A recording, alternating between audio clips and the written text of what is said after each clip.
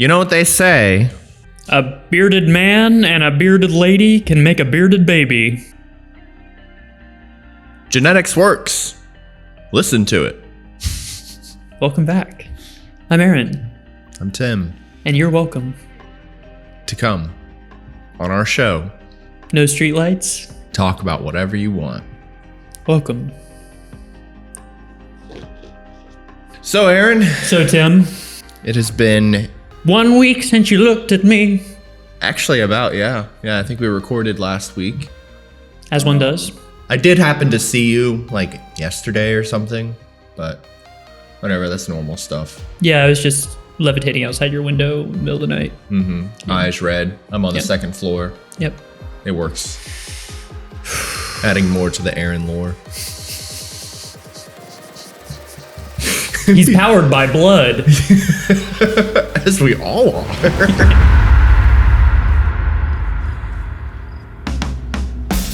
Welcome to the No Streetlights podcast. I'm Aaron. And I'm Tim.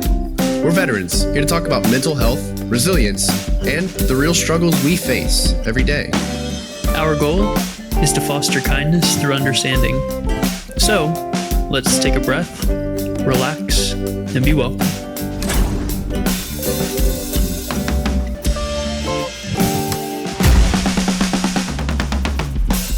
Tim, today we're talking about family. Of which I think we are. Yeah. Have Yeah. been. That's why you hover outside my window at night. To Yeah. keep me safe from the other things I hover out there. Yes. Like the killer sofa or butt boy. Butt boy. Thank you, Jeff. I'm terrified of butt boy. Little does he know, he's actually butt boy. I am little butt boy. Speaking of family, Dude, so talking about family. the old Shaolin saying. The old Shaolin saying of it takes a Takes village. a village. That's definitely a Shaolin saying. Doesn't Yeah, they come say it at the Quan every day. all the time. They're bowing in. It takes a village. And they get up there and they start fighting.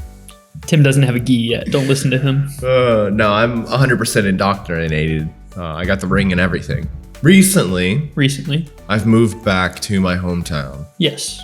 which has been a massive undertaking.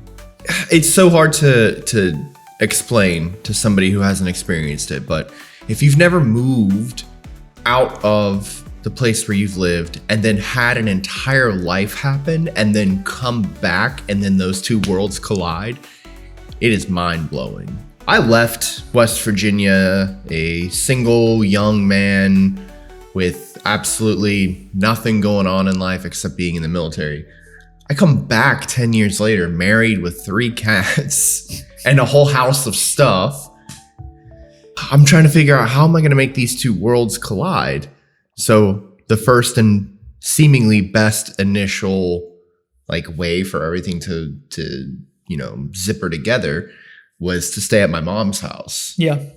I will never be able to say exactly how appreciative I am of my mom for generously opening her front door and letting us stay there and giving us a place to stay and food to eat and stuff. And for us to radically transform her life overnight, which I'm sure was not very comfortable. So sorry, Ma. Yeah.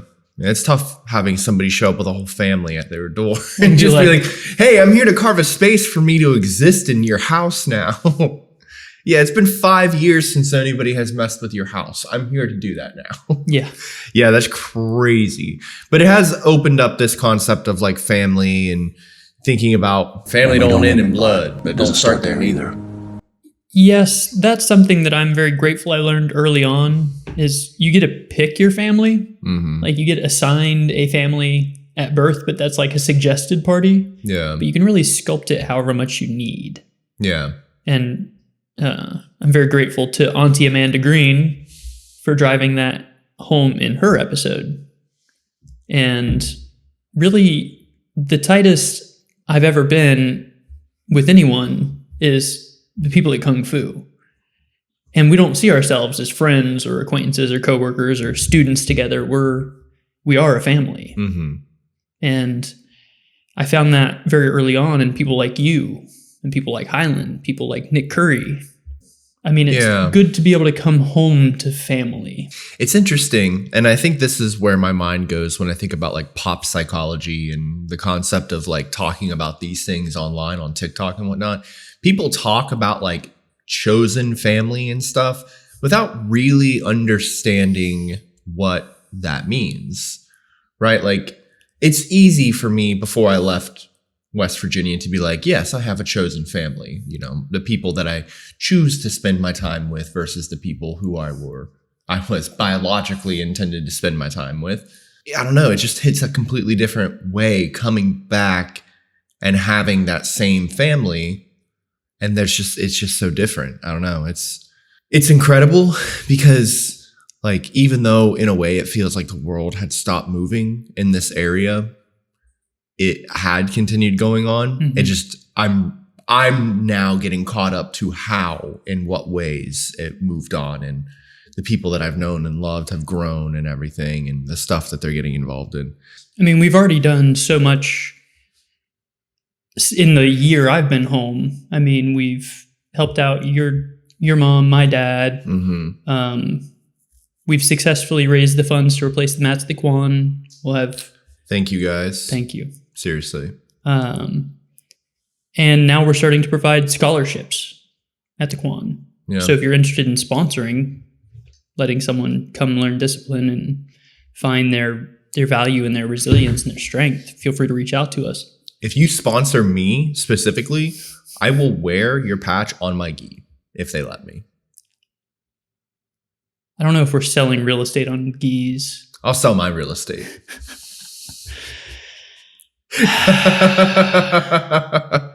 So I am glad that you have been able to experience coming home and recognizing that family, those are the people who are going to move mountains for you and with you. Mm-hmm. And we have an amazing community around us. Friends like Ketria, friends like Highland, friends like Atticus Thatcher and Nicholas Horton, only one of which eats glue. So the thing that we're building here is a very intentional community of people who want to work with us. Mm-hmm. If I am not reading your name, I'm sorry for that. I think I should be reading your name and working on these great efforts with you. I mean, we're standing up the Parkersburg Housing First Action Council. We did a huge community cleanup where 50 or 60 people showed up to clear a hillside that was covered in refuse, and just trying to help change the way people are seen in our community. Mm-hmm. We're not people here, we're human beings. Yeah. West Virginia is for healing. The Mid-Ohio Valley writ large is for healing. So we're bringing people who need healing and who can facilitate healing, which is what we need here. We are building a community, but it has to be intentional. So if you want to come fix yourself, the community, your life, feel free to come home. However that looks for you. If we're home, come home. Or come fight Aaron. He loves that shit. Yes. Saturdays at the Quan. Yep. I'll be there. So that does bring us to the discussion of family versus relative. Yeah, this is an easy one for me since my whole life I've been intentionally choosing. Mm-hmm. So just because you're like, oh, I'm your aunt's blah, blah, blah, blah, blah. I'm like, what's your name again? Yeah, who are you? I need to know who you are. How do I fact know that we're you? related doesn't I'm your matter cousin. very much. Yeah, that happened recently. That was crazy. How do I know you? I'm your cousin. Oh yeah. Anyway, Yeah. No, I think this is something that a lot of people can relate with. No pun intended. But it's like even growing up, I knew that I had a family and then I knew I had relatives. yeah. You know, there was grandma who would call me on the phone like every other day or whatever, but I never met her. Don't even know what she looked like. Like, I think I've seen a photo of her before, but grandma was a relative, right? I didn't know her. I couldn't pick her out from a person in a crowd, right? And then I had people like you growing up. the person that I would go and actively try and find a way to spend my entire weekend with, you know.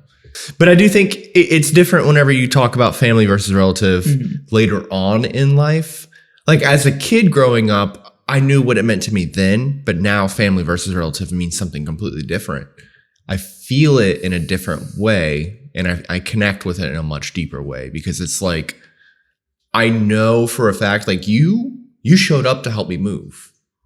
I know that your family. Some people didn't show up to help me move. I know that. They're relatives. Yeah. Or acquaintances. Not that there's coworkers, associates, affiliates. Coworkers, associates, you know, whatever. Yeah. Esquire. Mm-hmm.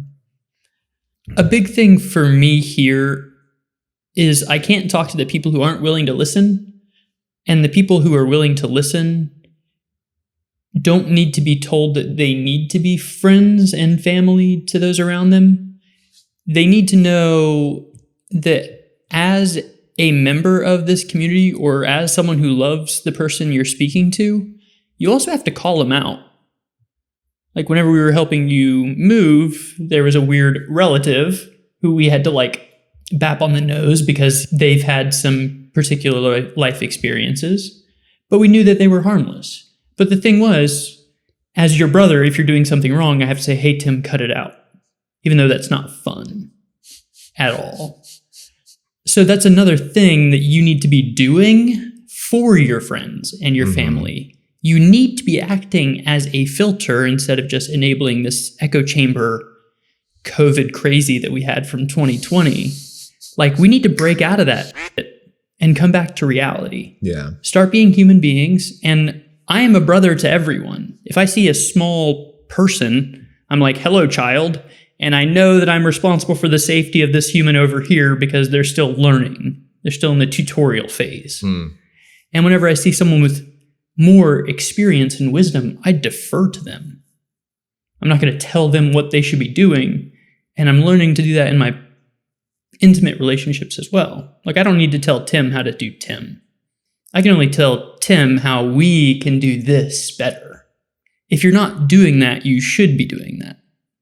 You should be communicating effectively. Tim the other day told me that I was wrong because I didn't communicate with him before I left for the gym, even though I thought we had plans to meet at 4 at the place. Because I am 45 minutes away and it's a huge pain in my ass to communicate before leaving, so I didn't do that. And then Tim showed up 4:30 because he's retired. You don't have a phone. And I don't have a phone. No way to let you know. Yeah, Tim had to kind of say, not my fault. You're here too. I defer you don't have that. a phone. And a big part of this equation is grace. For whenever we help you move, for whenever you're being helped, for whenever you're offering the helping to someone who's not ready for massive change, meeting people where they're at. As far as PHAC is concerned, like, how do we help people take showers on a daily basis? How do we help people feel like human beings in our community? So as a friend and as a family member, as a brother, as a sister, like, these are the things we really need to be conscious of in our day-to-day. Yeah. And that's the community that we're building, is a conscious community that's here to help. So what are you doing? Are you complaining or are you doing? Are you part of a committee that has meetings about meetings, or do you go do things? Because if you're complaining about the litter and not picking anything up, go fuck yourself. We're 30, we're in charge, we're adults. If you see a thing that needs done, do the fucking thing. And this also relates to your interpersonal relationships. A teacher's not always kind. My teacher is rarely kind. Learning has to occur through experience. And we have to kind of remove a few of the excessive safety mechanisms so that real learning and growth can take place. Because without freedom, there is no learning and growth. Yeah, I'm picking up what you're putting down. It's not creating anything for me, though. That's fair. We could talk about Mr. Chaz and how everything is additive, including the people in your life. So I introduced Tim and Brittany to two of our aunties it just feels different when you meet someone that you immediately know is family. Yeah. That you immediately know is a vouch for. Yeah. So that's another thing about community building and networking is saying Tim's cool and he'll get along with these folk, and then connect them. Yeah, there's a certain level of comfort that comes with meeting people that are like already established, like, hey, this person's not just an acquaintance, they're my family. Yes. Like there's a certain level of comfort. Like whenever I was meeting those individuals that you're talking about, I felt way more comfortable just to sit down on the floor rather than like stand there awkwardly waiting for someone to be like, oh, you can sit there if you want. Like it was just like, oh, these are family members to Aaron, so I can come inside, sit down, and not feel bad about playing with this kitten. Yeah, 100%. It was awesome. Yeah, a big part of the friends and family thing is knowing when it's time to go. Yeah. Knowing when it's time to excise something that's not adding positive growth to your life, which is difficult. Prune the garden. It's not a fun activity. I would recommend wearing gloves. No. Kind of getting back to the whole concept of like family versus relatives. I do want to talk a little bit about like Navy coworkers who like weren't friends. So what's coming up for you? Where did you find that differentiation? For me, or the nuance? I think, I'll be honest, I don't think it is really nuanced. I think it's a pretty straightforward, like, you know, you make the cut or you don't. There's people you meet in the military who are like this is family, right? Like I will forever keep up with them and see what they're doing and root for them on Facebook and all that other stuff. And then you have like the people you meet in the military who you're just like, oh, I really hope they do well for themselves. You know, they seem like they care. You're the people who you're like, I hope they find healing right now and away from me. That's the nicest way you could possibly put it. But I've met some of the best and I've met some of the worst people in the military. And I love seeing them on Facebook, like, you know, making sure their life is going well and seemingly well and whatever. Yeah, it'd be nice to just see them. But I've had the recent pleasure of having some of my military family be a huge part of my move. And showing up in ways that have defined and enhanced my like day to day. You know, like that's not just people I met in the military, you know, that's family. Like that's brothers, sisters, moms, dads, like people who are just showing up in force and helping you just because of those couple of years of connection you made with them overseas. Pretty incredible. And to me, that again, I would define that as like an obligation. That's not something that's a decision. Like, do I do this? No, it's just if it needs done, you go do it. Yeah. Like out at the Quan, I've just been mowing because the hillside needed cleared. Yeah. And my mother and stepfather mow for mammal quite often because it's a huge property with huge fields that need mowed. Makes sense. And it takes all day. A big part of becoming family, being family, having that be part of your character is showing up in ways they just need you to show up. Like whenever I come over and just start assembling a sink thing, like that's what you do as a family member. You just show up and you just do what needs done. If you have the ability to wash and dry someone's clothes for them because they need that service, provide the service. Yeah, one thing that I thought was really cool was kind of discussing the idea of like coworker and friend. It's like coworker is like we do the job together. Friend is like we carry the weight together, even if we're off the clock. And I'm like, yeah, I feel that. That was a real nugget there. Sharing the weight together. We share the weight together.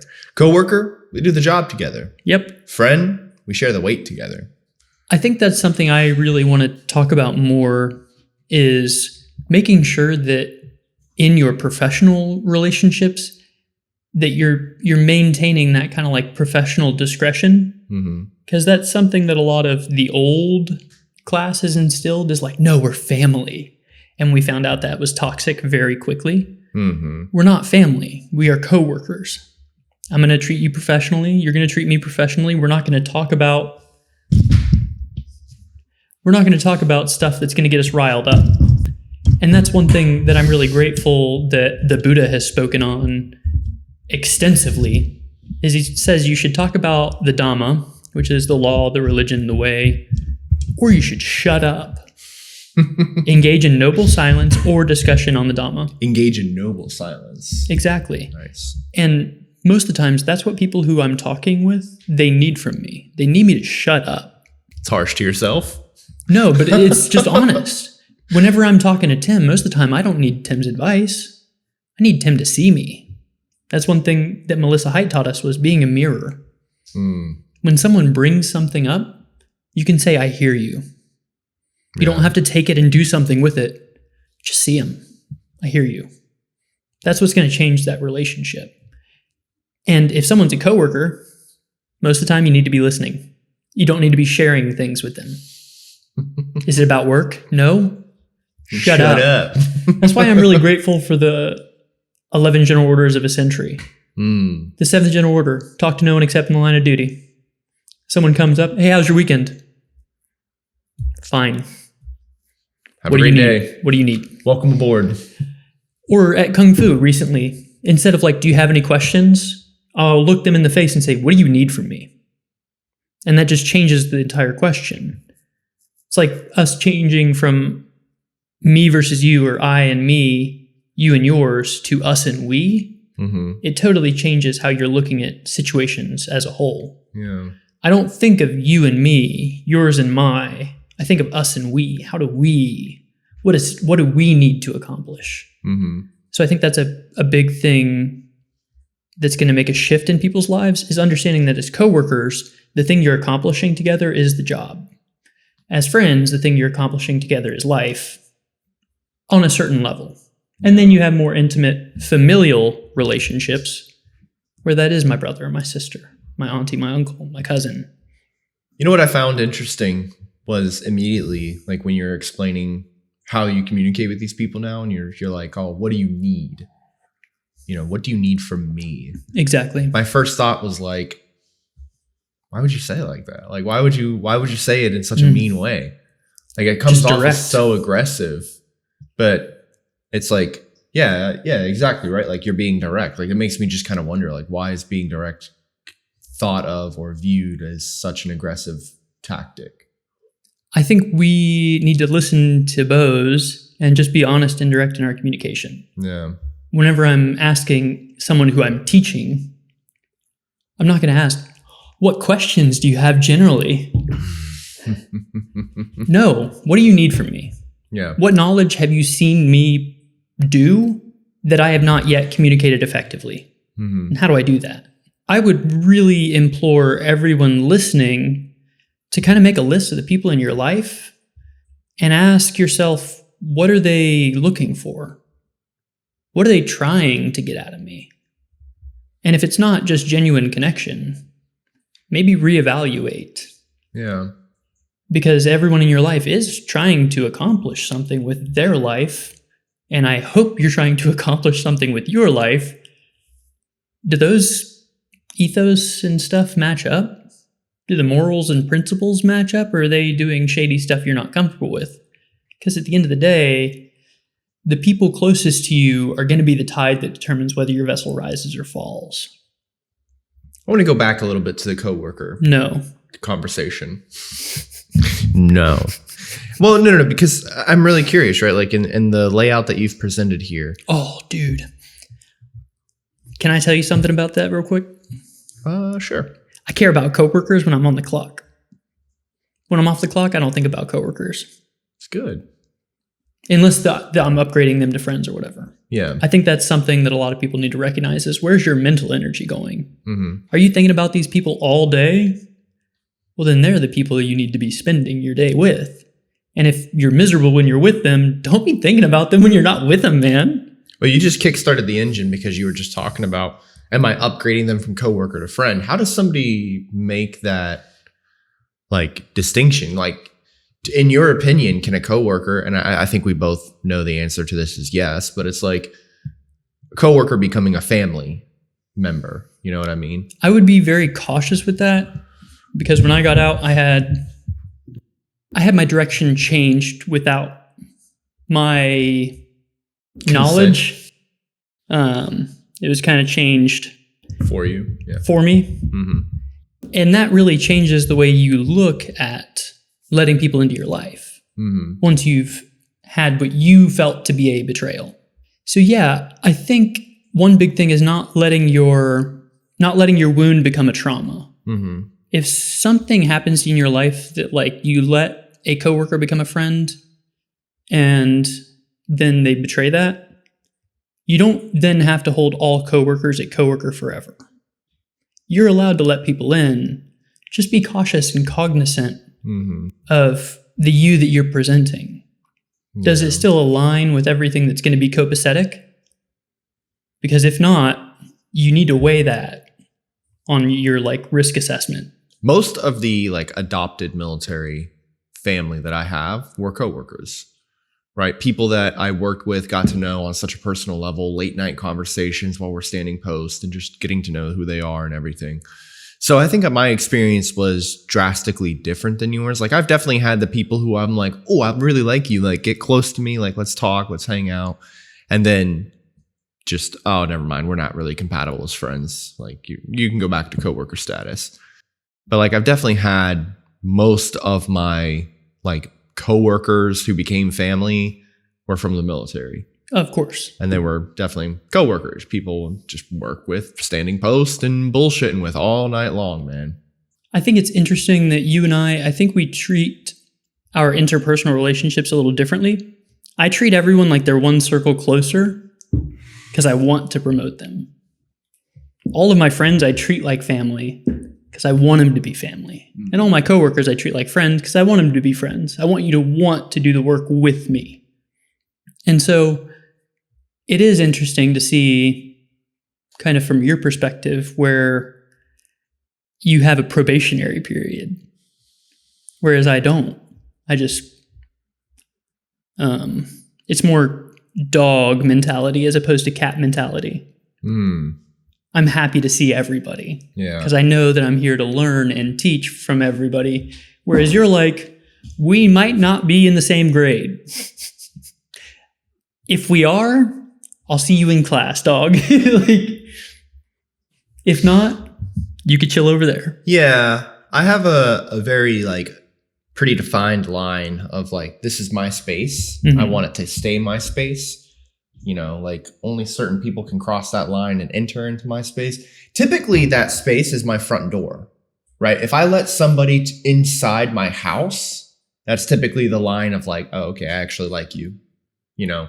And then if you spend the night and come over for holidays and stuff like that, like that's watch a movie. That's when it's your family, right? Like movie is like friends. Jason, you know? Come watch Interstellar with Tim and Jason, come over, watch Interstellar with me, dog. Please. I think there's a couple key points that I really want to circle back to before we wrap up this episode, Aaron. Would you call them big themes? Sure. Key points, big themes, video game levels, Super Mario portraits, whatever you want to call them. Either way, there are things you can revisit. Teeth. Teeth. You don't have a bag of teeth that you revisit? So blood doesn't define family. Okay. Effort and loyalty do. That's facts. Yeah. Chosen family can heal wounds left by relatives. Yeah, and they usually do. They usually do. Community is the real root of resilience. Wow. What an amazing point on the script. And true friends are rare, so hold them close. Because you want to cook them more thoroughly? Medium rare?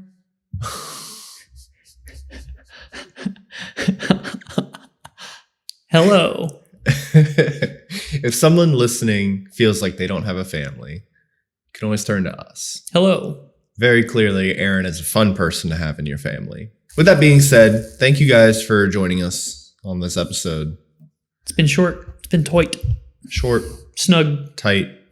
We're still learning things about recording in person, putting things together, putting episodes together. It's been fun. It's been real. Be good to yourselves and each other. Or else. We love you, and you're worthy of that love. You know what they say? Peace! Wiggly, wiggly, wiggly, wiggly. And remember, You're not alone. Never. Never. And if you are struggling, reach out. That's what everyone in your life wants you to do. And if you don't feel that way, you always can call 911 if you're in crisis and need help right now. Or you can text or call 988 if you just need someone to be there. If you don't have that, you could come join us on Facebook, Instagram, Discord. We have a BetterHelp code, so if you choose to go that route, you can go to betterhelp.com/NSLP. Gets you 10% off your first month and helps the channel out quite a bit. Yeah. And we want to work more intimately with more healers. So if you want us to connect with someone, send them our email. Huge shout out to our $20 patrons. We got Atticus Thatcher, Nicholas Horton, Jason Grooms, Eric Spears, and Eric Spears. And then at our $10 tier, we have Ketria Hausner, Ketria, Highland Markle. brother. Thank you so much. No street lights, but we're finding our way. In the dark, but we've got something to say.